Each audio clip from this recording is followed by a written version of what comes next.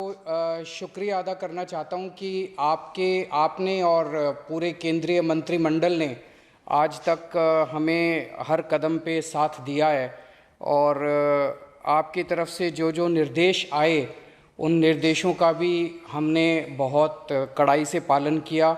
आपका हमेशा सहयोग मिला। दूसरा सर, इस वक्त दिल्ली के अंदर बहुत बड़ा ऑक्सीजन का क्राइसिस चल रहा है जिसमें आपकी मदद चाहिए। तो प्रधानमंत्री जी, सबसे पहले आपको धन्यवाद देता हूं कि केंद्र सरकार ने दिल्ली का ऑक्सीजन का कोटा बढ़ा दिया है।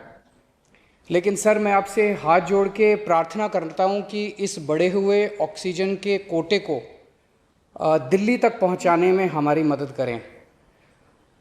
एक एस्टीमेट के हिसाब से दिल्ली को 700 टन ऑक्सीजन की ज़रूरत है। आपने हमारा कोटा 480 टन कर दिया, बहुत बहुत शुक्रिया। लेकिन पिछले 24 घंटों में इस बढ़ाए हुए 480 टन में से भी केवल 350 टन ऑक्सीजन दिल्ली पहुंच पाई है।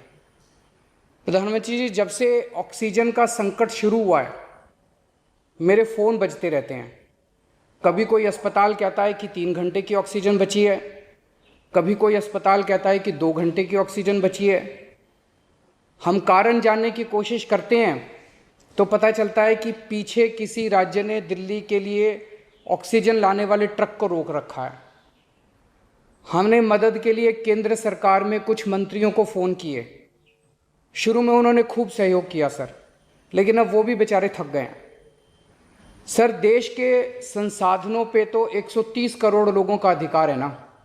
अगर दिल्ली में ऑक्सीजन की फैक्ट्री नहीं है तो क्या दिल्ली के 2 करोड़ लोगों को ऑक्सीजन नहीं मिलेगी?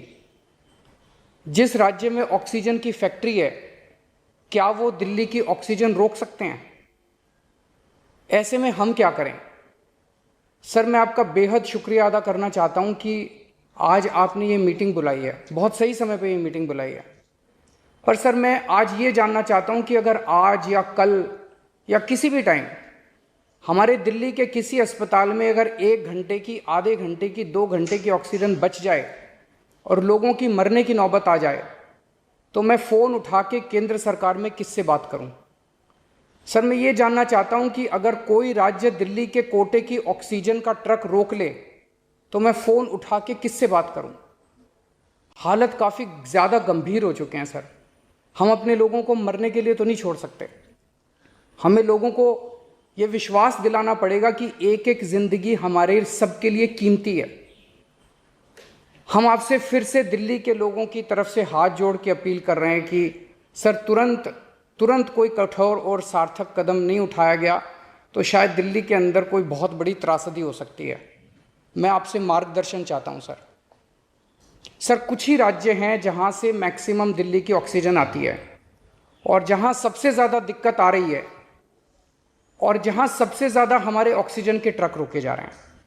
मेरी आपसे विनती है, अगर आप उन राज्यों के मुख्यमंत्री को एक बार बोल दें, फ़ोन कर दें कि हमारे ऑक्सीजन के ट्रक ना रोकें तो दिल्ली के लोगों को ऑक्सीजन मिल जाएगी।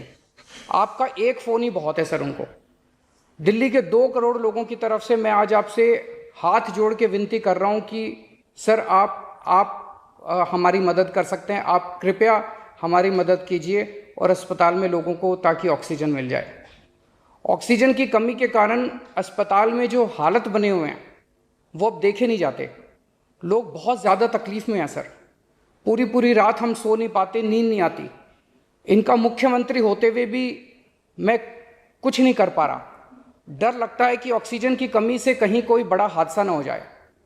ईश्वर ना करे, अगर ऑक्सीजन ना मिलने से कुछ अनहोनी हो गई तो हम सब कभी अपने आप को माफ़ नहीं कर पाएंगे।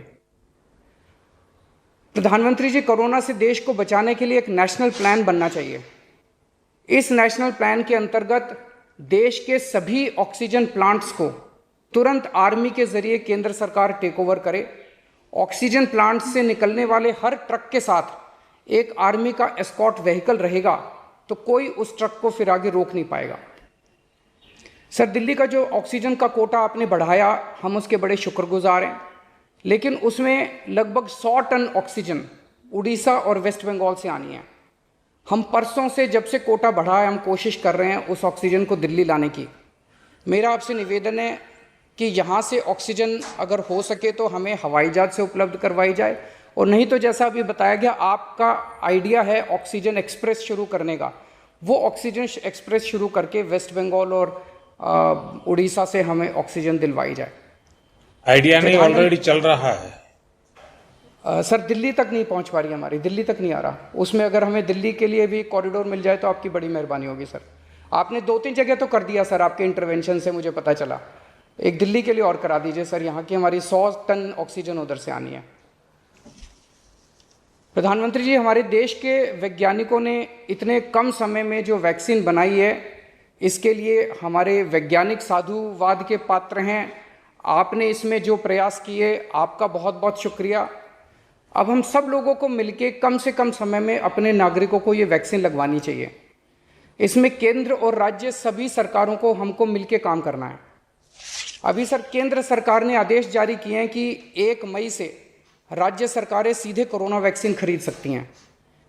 इसके बाद एक वैक्सीन की कंपनी ने अपने रेट जारी किए हैं कि वो केंद्र सरकार को 150 रुपये में और राज्य सरकारों को 400 रुपये में देंगे।